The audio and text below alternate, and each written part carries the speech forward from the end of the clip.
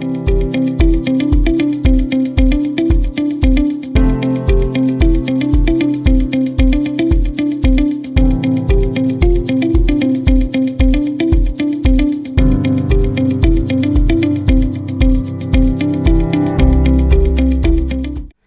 warahmatullahi wabarakatuh.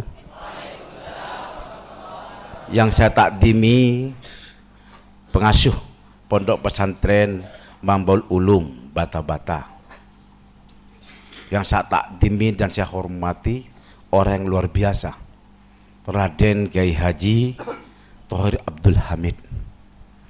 Beliau adalah guru saya, panutan saya. Saya sudah banyak membaca profil beliau, sangat luar biasa. Kasih aplaus buat beliau.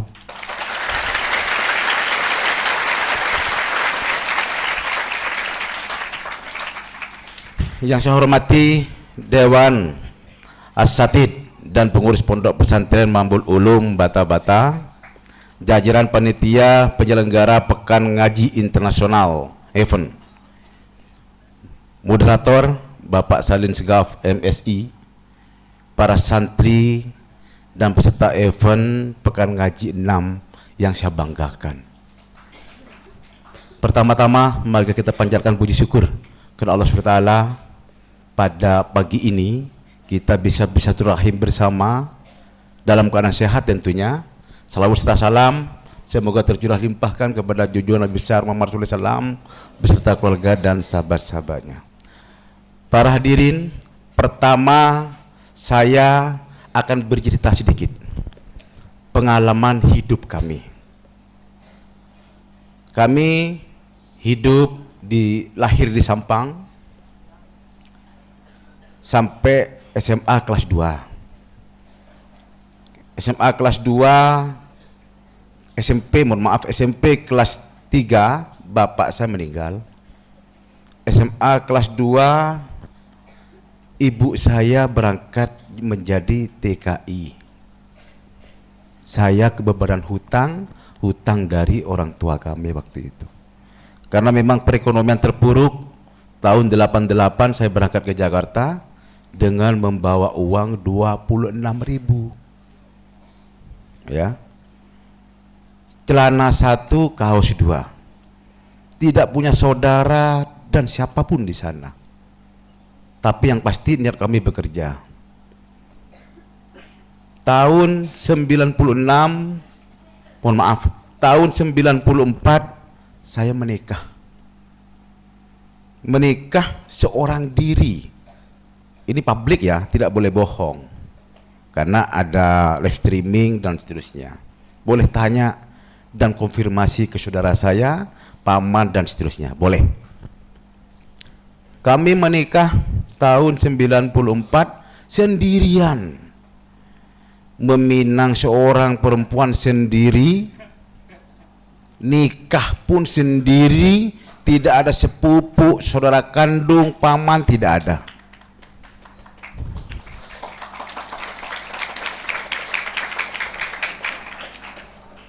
Nanti boleh yang orang Sampang nanya ke saudara saya, betul nggak Bupati Sampang itu nikah sendirian? Artinya seorang diri tanpa didampingi paman dan keluarga. Tahun 96 baru mulai usaha. Kenapa saya cerita pengalaman hidup kami? Supaya para santri juga memahami bagaimana para santri menjalani kehidupan yang sebenarnya.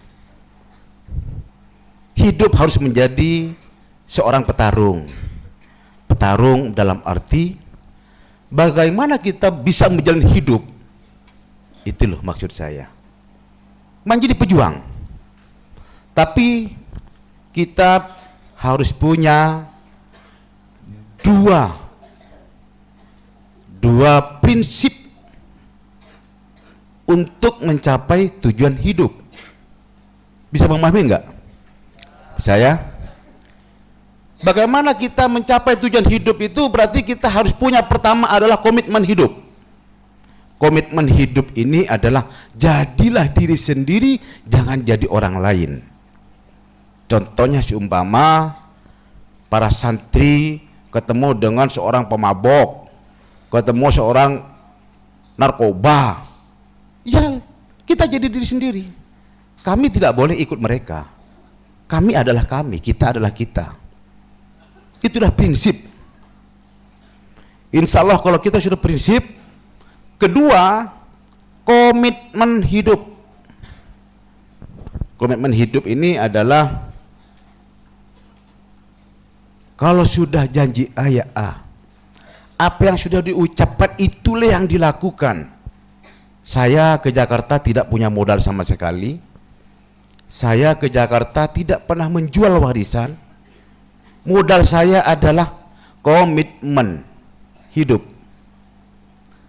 Komitmen itu ketika janji sama orang, umpamanya kita mengutang uang berapa, janji seminggu ya seminggu kita kembalikan. Kalau masih nggak mampu juga datang ke orangnya, mohon maaf bahwa kami belum bisa membayar hutang yang apa yang sudah kita hutangkan. Mohon maaf, jangan malah sampai anak pun kadang-kadang diajak ngebohong. Yang punya uang datang, ada kita malu untuk menemui, ada anak kecil di rumah itu untuk ngebohong. Nak, tolong bilang dong, bapak nggak ada. Itu kan sudah nggak bagus. Anak kecil pun anak sendiri sudah diajari ngebohong dari kecil. Tidak boleh itu. Kenapa kita harus punya komitmen dan prinsip hidup untuk mencapai tujuan hidup? Tujuan kita adalah kesuksesan. Betul? Kesuksesan. Kalau dua ini tidak dijalani, maka kesuksesan tidak akan tercapai atau tujuan hidup ini. Itu awal saya berjuang bagaimana saya harus sukses. Jadi kunci sukses ada dua, ada prinsip hidup, komitmen hidup untuk mencapai tujuan hidup. Setelah sukses, saya mulai usaha tahun 96, alhamdulillah berjalan sampai sekarang. Tinggal kita bagaimana kita hidup ini, karena hidup ini ada nanti akan dipertanggungjawabkan dunia maupun akhirat. Itu. Untuk bertanggung-jawaban kita selama menjalani kehidupan, kita harus bisa berbuat kepada sesama. Berbuat kepada sesama. Membantu orang yang tidak mampu. Kalau kita sudah membantu, harus berdasarkan keikhlasan. Kami tidak membantu siapapun, bekerja untuk apapun, tapi kami niatkan ibadah, berangkat dari hati, tidak pernah berangkat dari nafsu. Ya, kalau berangkat pakai, kalau kita berpikir pakai nafsu, biasanya nabrak kemana-mana. Tapi kalau kita berangkat dari hati, insya Allah amanah. Karena saya niatkan untuk mencalonkan bupati, kami niatkan ibadah. Niatkan ibadah bisa berbuat dan manfaat kepada masyarakat Sampang maupun Madura dan seterusnya. Ya, itu yang kami lakukan. Karena temanya pada hari ini adalah ngaji manajemen masyarakat, cara menangani masyarakat dengan efektif dan efisien, maka kita urai dari awal, dari perjalanan. Nanti sampai juga ke sini. Setelah menjadi bupati tentunya karena komitmen-komitmen apa yang menjadi atau yang sudah dituangkan dalam visi misi waktu kita kampanye, itu juga harus kita lakukan. Kita tidak boleh menyampaikan berita bohong, informasi bohong kepada masyarakat, tapi apa yang sudah disampaikan dan akan dikerjakan, sampaikan kepada masyarakat sejelas-jelasnya. Insya Allah masyarakat akan memahami. Ya, insya Allah masyarakat akan memahami. Maka setiap apapun kebijakan kita, termasuk kita ada pertemuan setiap 2 bulanan dengan para ulama, kita sampaikan. Saya cuma punya keinginan, cita-cita satu daerah itu tidak bisa mungkin maju kalau tidak ada sinergi antara ulama dan umaru. Itu pertama. Kedua, tidak ada sinergi antara pemerintah dengan seluruh stakeholder yang ada di daerah itu, termasuk santriwan dan santriwati yang ada di Kabupaten Sampang. termasuk para ustadz dan para ulama yang ada di daerah tersebut tentunya. Mustahil untuk bisa membangun. Kenapa? Karena kalau semuanya kita tidak akomodir, kalau semuanya kita tidak ajak bicara, maka di situ akan miss. Kalau miss, biasanya ada ketidakpercayaan kepada pemerintah. Ketika sudah tidak ada kepercayaan kepada pemerintah, maka mereka akan berbuat demo dan seterusnya. Nah, bagaimana satu daerah akan bisa memajukan daerahnya kalau di internal sendiri sudah tidak kondusif, apalagi di eksternalnya. Jadi pada prinsipnya kita informasikan apa yang menjadi program-program pemerintah daerah kepada tokoh agama, tokoh masyarakat, dan seterusnya. Insya Allah ketika kita sudah menyamakan persepsi tentang bagaimana kita bisa membangun satu daerah, insya Allah akan kondusif. Tentunya bupati pun jangan pelit. Kalau jadi kepala daerah nanti para santri jangan pelit. Jangan pelit memberikan informasi, jangan pelit bersedekah. Karena modal kami dari awal cuma sedekah. Kadang-kadang kami pun untuk disedekahkan ke orang ngutang. Demi Allah, demi Rasul itu. Kalau orang sudah minta, mereka lapar. Sementara kita masih mampu untuk ngutang, bukan punya, masih mampu untuk berhutang untuk diberikan kepada mereka yang masih kelaparan. Insya Allah dengan sedekah itu tidak mengurangi rezeki sampean semua.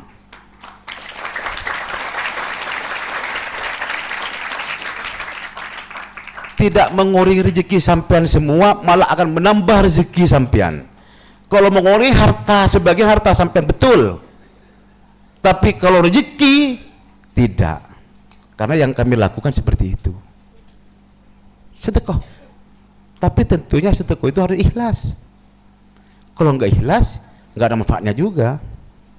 Itulah yang menjadi bagaimana pemikiran-pemikiran kita di Kabupaten Sampang tentunya. Karena waktu itu sebelum saya menjadi bupati, saya pernah menjadi anggota DPR RI dari fraksi Nasdem waktu itu. Di DPR RI itu karena fungsi kami adalah cuma ada 3 fungsi DPR RI. Cuma legislasi, membuat undang-undang, monitoring, memonitor kegiatan program pemerintah, budgeting, penganggaran. Tidak punya kebijakan. Maka kalau ada teman-teman DPR RI punya kebijakan, bohong. Karena kami mantan DPR RI, cuma bisa mengusulkan, ya, mengusulkan apa yang menjadi aspirasi daripada masyarakat. Maka kami tidak puas setelah DPR RI ingin punya kebijakan, maka mencobalah menjadi bupati di tahun 2017-18. Alhamdulillah terpilih. Ya, kenapa? Karena kami ikhlas. Saya tidak pernah berpikir berapa modal untuk pencalonan bupati. Tidak pernah berpikir. Sampai hari ini saya lupa, nggak tahu berapa. Sudah berapa puluh miliar nggak tahu saya. Karena kalau saya catat nanti saya berpikir aneh-aneh. Karena niat kami sudah niat ibadah. Kalau dicatat nanti malah ingin mengembalikan dan seterusnya. Maka saya sudah tidak ingin untuk mengembalikan modal apa yang sudah keluarkan. Saya hitung ini bagian daripada ibadah kami, ini bagian daripada sedekah kami untuk melakukan perbaikan manajemen pemerintahan berikut, menyatukan persepsi tentang pembangunan Kabupaten Sampang. Itu. Tidak ada sedikit pun untuk mengembalikan modal, apalagi mencari keuntungan dari apa modal yang kita keluarkan. Tidak ada sama sekali. Sebenarnya bupati ini gampang, cepat kaya. Cepat kayanya ada caranya. Jual beli jabatan, ada kepala dinas pendidikan, tadi ada. Jual beli jabatan itu 1 kali mutasi, adik-adik santri biar tahu ya. Nanti kalau jadi pejabat jangan sampai terjadi seperti itu. 1 kali mutasi itu 8 miliar. Kan? Lumayan. Setiap 3 bulan dievaluasi, setor lagi nanti. Camat 200 juta. Coba kalikan aja berapa puluh camat. Kepala sekolah 50 juta. Kalikan berapa ribu kepala sekolah itu. Kepala dinas pendidikan 1,5 miliar. Sekda 2,5 miliar. Kenapa saya tahu? Karena saya ditawari. Ada yang datang ke kami, Bapak, waktu pertama dilantik, Bapak berkenan mobil apa? Saya bilang, mobil saya garasinya nggak muat, nggak bisa nambah.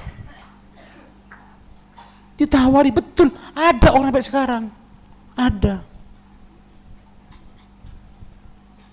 Kalau kita total 8 miliar itu setiap 3 bulan atau 6 bulan, bupati yang doyan uang atau punya pikiran ingin mengembalikan modal apa yang sudah dikeluarkan waktu pilkada. 8 miliar. Kepala dinas kesehatan 500 juta. Boleh tanya adik-adik santri di Sampang ada yang jual beli jabatan tidak? Kalau ngomong bilang yang ada, sama saya tak pijahin kepalanya mas. Nggak ada itu. Kita memang benar-benar bagaimana kita berbuat kepada sama itu. Kalau mereka sudah memperjualbelikan jabatan atau mereka merasa beli jabatan, contoh camat 150 juta atau 200 juta, maka yang ada di pikiran camat tersebut adalah bagaimana dia mengembalikan modal yang sudah dikeluarkan. Kedua, bagaimana mereka akan mencari keuntungan. Terus bagaimana dengan pelayanan publik, tentang bagaimana kita melayani masyarakat di daerah itu atau di Kabupaten Sampang? Tidak bisa, karena sudah profit oriented, karena di jabatannya beli. Artinya dapat beli, nggak bisa. Bupatinya terima. Terus mereka akan berbuat semena-mena tentang pekerjaannya. Bupatinya mengancam ke mereka, kok nggak bener kerjanya, nanti saya pecat atau saya ganti. Sebentar dulu Pak Bupati, saya belum balik modal. Malu bupatinya. Tapi kalau bupati yang nggak seperti itu, gampang saja. Kadang-kadang sama saya malam nggak bener, saya sprint, saya ganti. Bebas. Jadi nggak punya beban, ya. Nggak punya beban bagaimana kita membangun daerah itu. Yang penting saya tidak salah kepada masyarakat. Kalau cuma saya salah kepada sama-sama birokrasi, nggak masalah.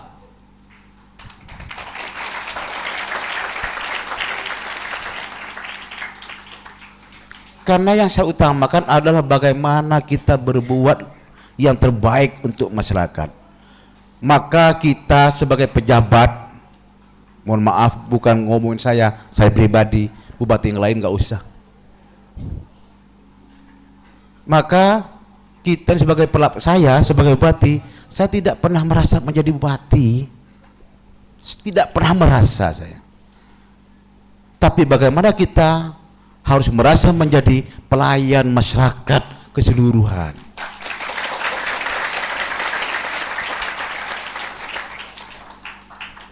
Karena kalau merasa menjadi bupati sombong, ya, bahu agak naik sedikit, ini agak naik sedikit. Mohon maaf, acara ini kita pakai begini karena hari Senin saya pernah diundang ke sini.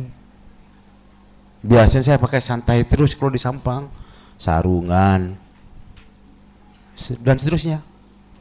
Kerjanya turun ke masyarakat karena memang kita sebagai pelayan. Karena kami memposisikan sebagai pelayan masyarakat, bukan pejabat daerah. Salah persepsi itu. Mentang-mentang bupati sombong. Tidak, nggak boleh. Ya. Sampai mobil dinas tadi disampaikan oleh pengasuh kita, kok nggak pakai mobil dinas? Lah iya, mobil saya ada kok. Waktu saya baru dilantik mobil tahun 2010, 2008. Mobil saya baru semua. Pakai mobil baru masa nggak boleh? Itu juga masih masuk koran. Bupati Sampang mobilnya mewah. Orang beli sendiri kok, bukan dapat nyolong. Ya. Wong saya juga Dari zaman dulu juga sudah mobilnya alhamdulillah ada. Kecuali saya ngabisin uang negara untuk kepentingan pribadi, itu salah. Masa saya nyumbang untuk negara, salah juga. Memang banyak ya, apa namanya, kita ini sebagai bupati atau pejabat daerah ini atau kepala daerah selalu disalahkan oleh rival-rival. Dan memang kalau memang ada dulu mungkin ada sakit hati, tapi bagaimana sebagai pemimpin di daerah atau Kabupaten Sampang yang saya pimpin ini, bagaimana kita minimalisir orang-orang yang kontra sama kita, itu tugasnya. Saya tidak ada perbedaan sekarang, musuh politik tidak ada. Boleh tanya ke orang-orang Sampang yang ada di sini, boleh. Kiai-kiai dulu yang beda dukungan, enggak saya pikirkan. Yang penting ada kebersamaan untuk membangun. Kita datangi semuanya. Sudah selesai. Pertandingannya sudah selesai di pemilu kemarin. Sudah selesai. Ibarat kita sama-sama atlet tinju, sama-sama kita menarik ke ring, ada yang kalah pelukan, selesai sudah. Sudah tidak ada dendam lagi. Itulah kepala daerah harus bisa mengemban amanah dan bisa merangkul seluruh masyarakat yang ada di daerah itu, termasuk Sampang saya. Seluruhnya kita rangkul. Sudah tidak ada permusuhan. Mudah-mudahan dalam pertemuan ini, karena saya jam 12 ada agenda Bapak Moderator, menjadi motivasi kepada adik-adik santri sekalian. Ya.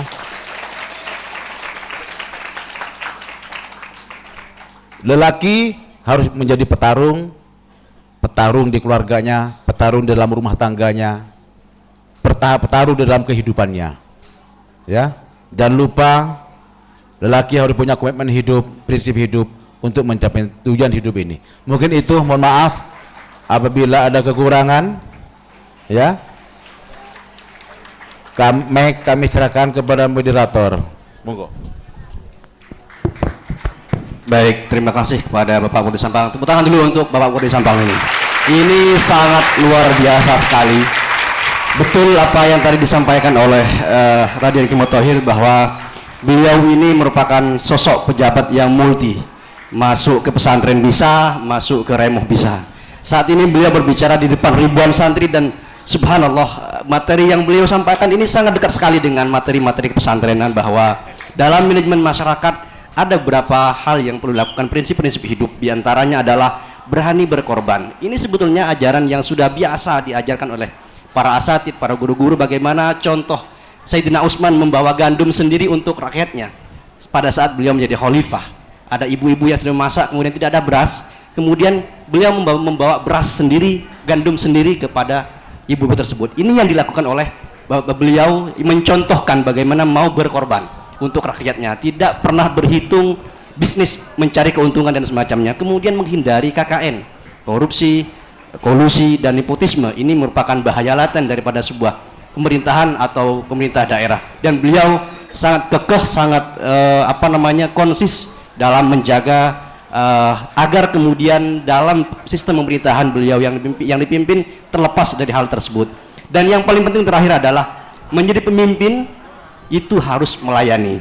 Pemimpin bukan penguasa, dan pemimpin bukanlah yang mempunyai kesempatan untuk semena-mena dalam menjalankan tugasnya. Jadi beliau kadang menjadi seorang bupati, tetapi beliau bisa menjadi masyarakat biasa yang sarungan, yang memakai baju-baju biasa seperti layaknya layak jelata. Ini beliau pakai lencana sekarang karena beliau diundang selaku Bupati Sampang.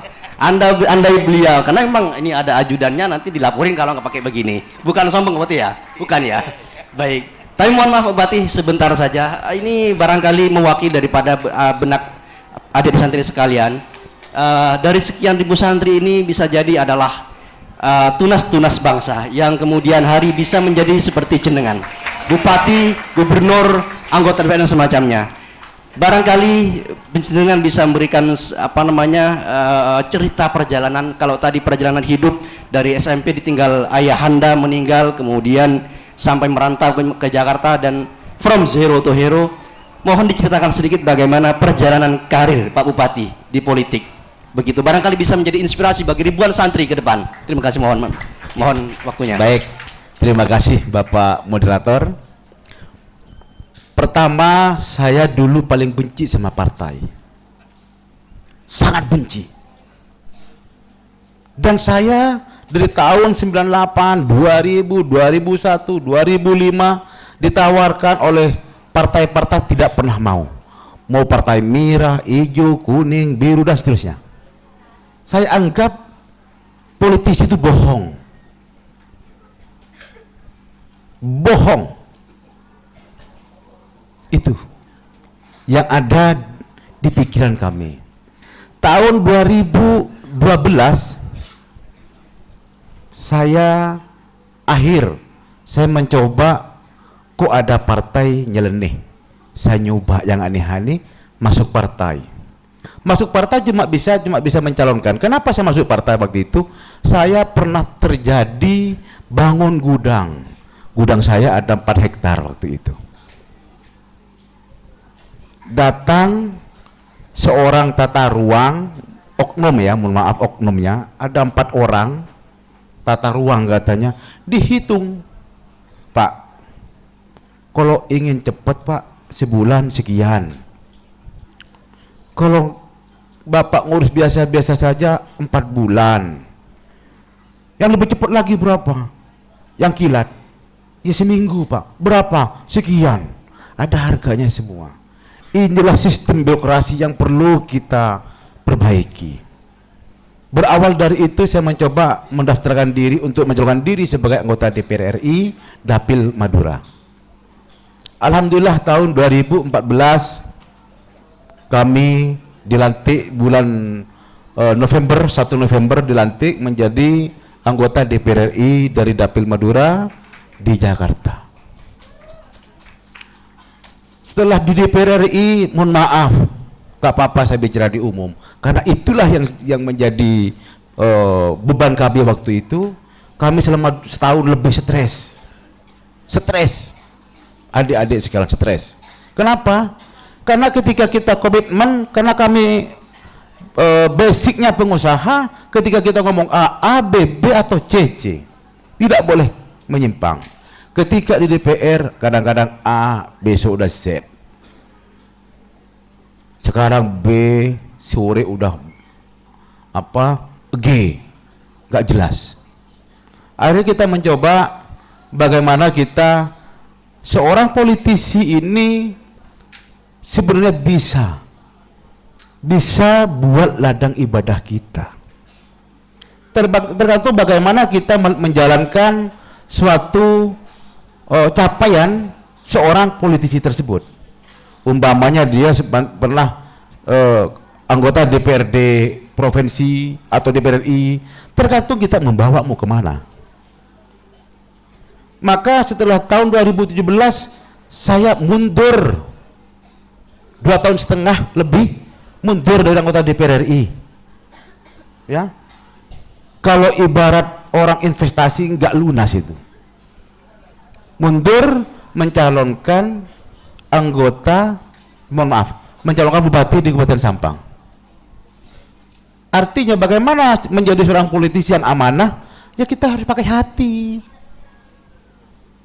Tujuan dari politisi itu adalah kekuasaan. Tapi bagaimana kita ketika sudah mendapat kekuasaan itu, ya menjadi seorang yang amanah.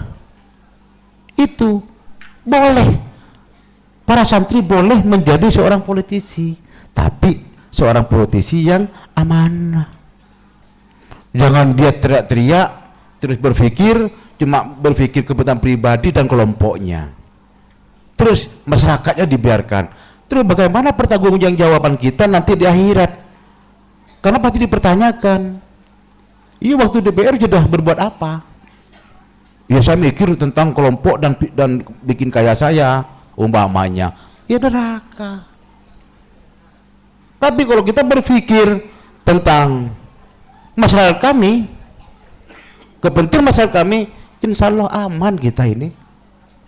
mau jadi politisi, mau jadi pengusaha, boleh saja.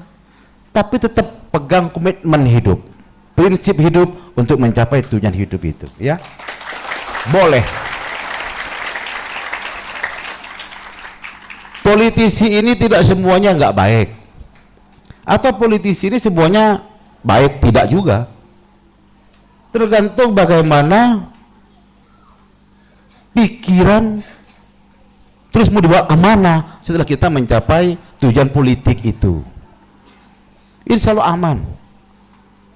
Alhamdulillah kami juga dipercaya di partai kami, dipercaya untuk mengurusi wilayah Madura dan Jawa Timur, ya.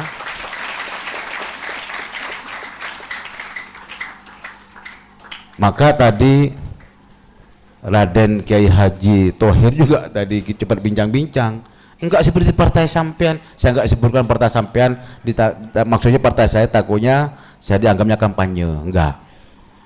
Kalau partai sampean itu ke barat terserah sampean, tinggal kanan, kiri.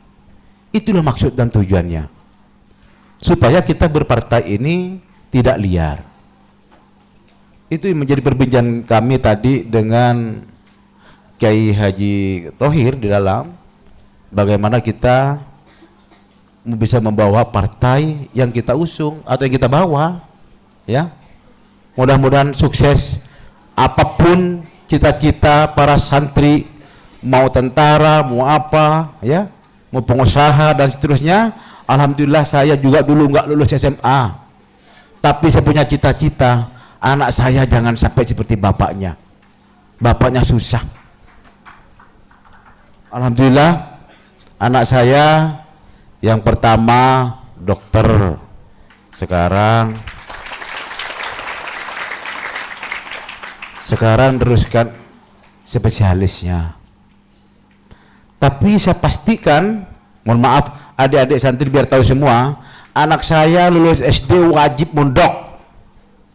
Itu yang terpenting.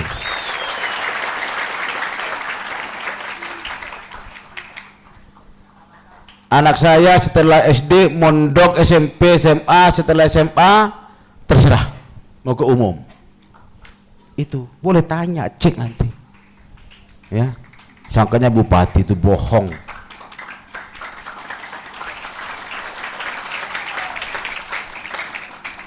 Alhamdulillah dokternya di UNER, spesialisnya insya Allah di UNER. Yang nomor 2 SMP di pondok, SMA di pondok, baru lulus kemarin tahun 2020, sekarang di Akpol.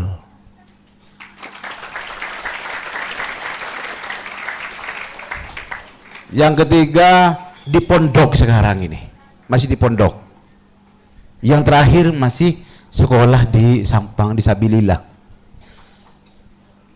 Tapi tentunya kami selalu memberi nasihat ya kepada anak-anak kami. Setiap kita makan, yang dokter selalu kita briefing, memberi masukan supaya dia tahu bagaimana nanti menjalani kehidupan. Anak kami yang dokter, saya katakan ke anak saya bahwa dokter itu tidak serta-merta bisa mengobati orang sakit. Tidak, sombong dokter yang bicara begitu.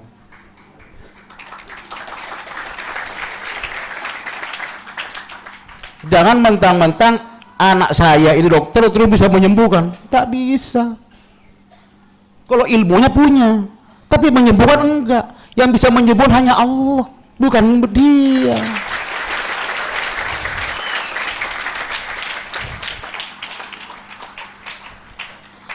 Maka anak saya selalu ditekankan, setelah kamu dokter spesialis sebagai penyakit dalam, jangan serta-merta coba mencari kaya.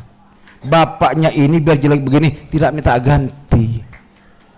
Saya cuma ingin punya kenang-kenangan. Oh ya, anak saya bisa manfaat kepada masyarakat, bisa berbuat kepada sama. Itu yang kami minta. Tidak untuk mencari uang. Tugasnya cuma suruh diperintahkan untuk membantu. Itu anak saya. Maka dokter bukan bisa menyembuhkan. Kalau ada dokter bisa menyembuhkan orang sakit, kaya orang dokter itu. Ya, saya pastikan kaya. Nggak bisa. Maka kadang-kadang sampai saya ajarin ke anak saya, umpama saya contohkan ada 2 dokter atau ada 3 dokter. Mungkin adik-adik santri tahu juga, ada dokter A, B, dan C. Kadang-kadang karena dia sugesti dengan dokter A ini belum berobat udah sembuh. Ada kan yang seperti itu? Disuntik aja kadang-kadang udah sembuh saya. Tapi ketika dia datang ke dokter B enggak sembuh-sembuh, kata orang yang betul, tak cocok ya pun. Beri tak cocok, dokter tak ikhlas. Pergi. Ketika kita berangkat dari keikhlasan, insya Allah kesembuhan yang akan datang. Itu loh maksudnya.